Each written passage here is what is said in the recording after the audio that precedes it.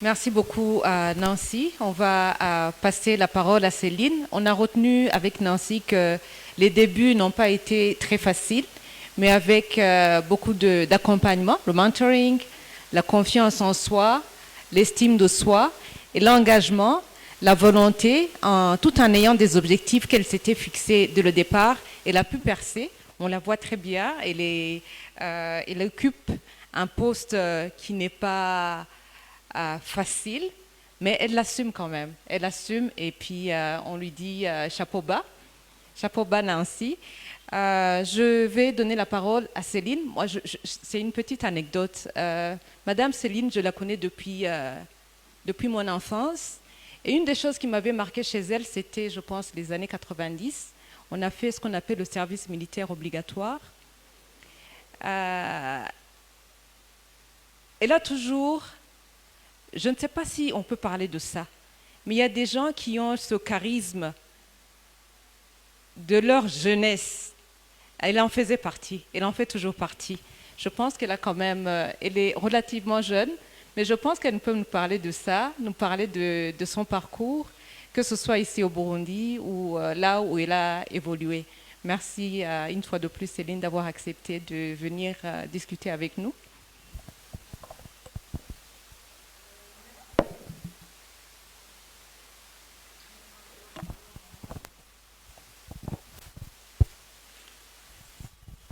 Merci Annick, c'est gentil de dire ça. Bon, voilà, moi mon parcours commence comme tout le monde l'a dit chez eux, à la maison, en famille. Je dirais que j'avais un papa exceptionnel parce que mon père, pour vous donner une image de qui il était, il est mort en 2016, mais il était né en 1924, c'est-à-dire qu'il est mort quand il avait 94 ans. Et, et pourquoi je dis ça? Il a longtemps vécu. Et mon papa, si tu le comparais avec les autres hommes de sa génération, c'était vraiment un homme visionnaire. J'ai vécu dans une famille où ma maman, elle était partenaire égale à mon papa. Il y avait beaucoup de respect entre eux, extrêmement de respect entre eux, mais ils étaient comme des collègues, des partenaires. Ma maman avait une place privilégiée. J'ai jamais vu ma maman renfrogner qui n'avait pas un mot à dire, mais elle respectait beaucoup son mari. Elle ne pouvait jamais le contredire publiquement. Si elle dit quelque chose et il ne répond pas, elle laisse tomber dans l'immédiat. Sûrement que ça va être réglé ailleurs. Mais pourquoi je dis ça? C'est-à-dire que j'ai ce modèle, d'abord de couple qui est complémentaire, qui s'entendent bien, une harmonie, je dirais, parfaite, en voyant comme ça, hein, et une complémentarité sans égale. Alors, c'est le genre d'ambiance dans lequel j'ai grandi. Et deuxièmement, autre chose, c'est que j'ai vu que ma maman, contrairement aux autres mamans de son âge, c'était une maman dégourdie qui avait beaucoup de projets, elle courait à gauche, à droite, elle me parlait de quand elle a été élue la première dame députée au Burundi, même si ça n'a pas continué. Après, elle me disait comment elle faisait la politique pour l'indépendance, hein, pour mobiliser les gens et tout ça. Est-ce que ce dont moi je me souviens quand j'étais toute petite, c'était durant les campagnes café, en été. Elle nous laissait, elle montait à Ngozi pour aller acheter le café, le vendre à l'Ossibou et tout ça. 2 mois entiers, elle n'est pas là, elle part, elle revient, elle conduit sa propre camionnette et tout ça. Donc pour vous dire, c'était l'image d'une femme, comme on le dit en anglais, empowered, qui allait de l'avant, elle faisait ses projets et mon papa la soutenait. C'est ça alors l'image dans laquelle j'ai grandi. Et autre chose, j'ai aussi eu le privilège d'avoir des références et ce qu'on appelle role models, des amis de famille, des familles qui étaient des amis, famille à ma famille. Par exemple, j'ai grandi en voyant Eugène Nindorera comme référence parce qu'ils étaient amis, nos familles, Jean-Marie Ngendahayo, Antoinette Batumubwira. Et pour moi, je grandissais en les voyant comme référence et en me disant oh, je voudrais être comme eux quand je grandisse. Alors, il y avait aussi, c'est-à-dire ce mentorat dans l'environnement immédiat. Tu ne te rends pas compte à quel point ça a de l'impact sur toi, mais comme on le dit bien, tu le consumes sans le savoir. C'est-à-dire, alors l'environnement est très important. Deuxièmement, les points de repère que vous avez en famille, c'est très important. Et autre chose qui a pu me marquer, vraiment, que je garde dans mon cœur, c'est le lycée du Saint-Esprit. C'est-à-dire le temps que j'ai passé au lycée avec le Père Bob, que je dois vraiment, je dois tout à Père Bob. Le Père Bob a tout sorti en moi. Il m'a donné le plateau pour briller. Donc, je lui dis grand merci. Le lycée du Saint-Esprit, c'était vraiment une très bonne école qui te laissait te développer, sortir ce qu'il y a de bon en toi. Et là, c'est quelque chose aussi que je salue en passant. Mais il y a toujours un élément déclencheur dans la vie, en fait. Tu as beau avoir tout cela, mais il y a toujours quelque chose qui se passe dans ta vie et qui fait que tu ressors des choses que toi-même tu ne savais pas. Et pour moi, cet élément déclencheur fut mon divorce. C'est-à-dire, j'étais mariée auparavant, mère de 4 enfants, j'habitais à Nairobi. Et voilà, quand j'ai eu un mariage qui ne marchait pas, qui était vraiment un mariage pénible, et que je devais le quitter cet environnement qui n'allait pas, j'ai pris cette décision qui a été une décision très difficile à prendre. Et ça a été mon élément déclencheur parce que je me suis dit, qu'il pleuve, qu'il neige, je dois réussir avec mes enfants. Et parce que je refusais qu'on dise que dès que tu es divorcé, on pense que tu es un humain à moitié humain, tu n'es pas complet.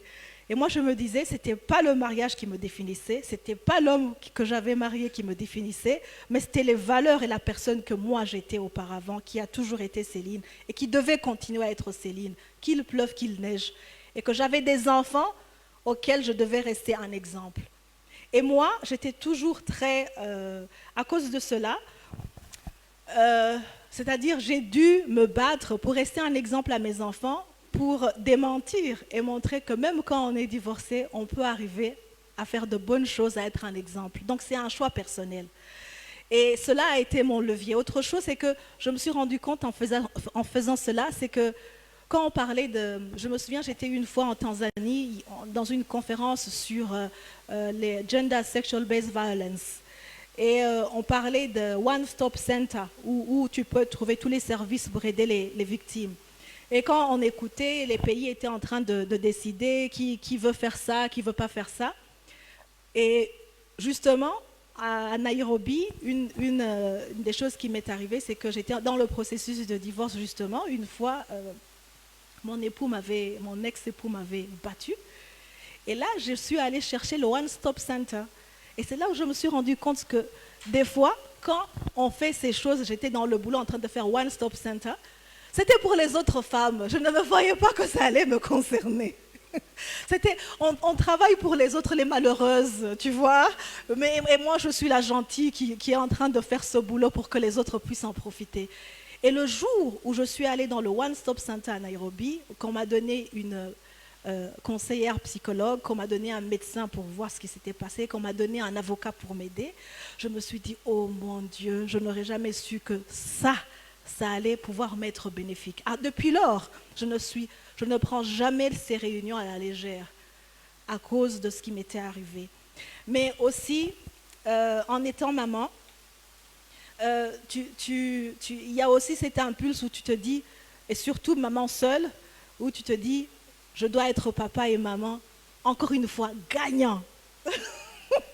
Parce que tout le monde doit dire, ces enfants, elles sont comme ça. Ce qu'elle fait, c'est comme ça. Parce que c'est comme si, dans notre société, on attend que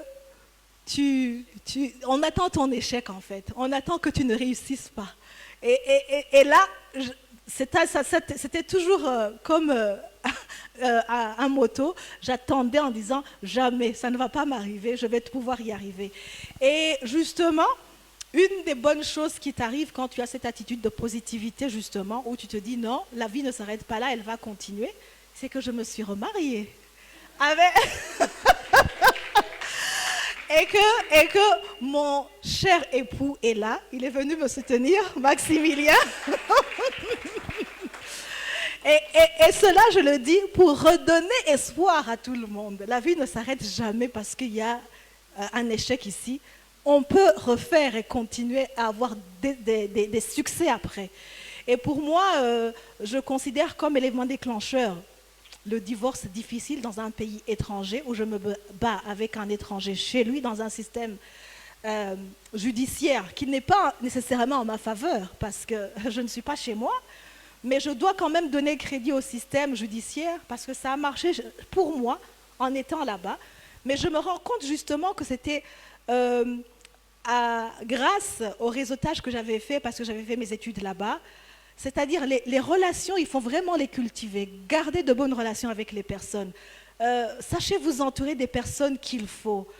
Et justement, auparavant, au Kenya, je n'avais jamais aimé le Kenya, justement à cause de la façon dont j'avais vécu là-bas.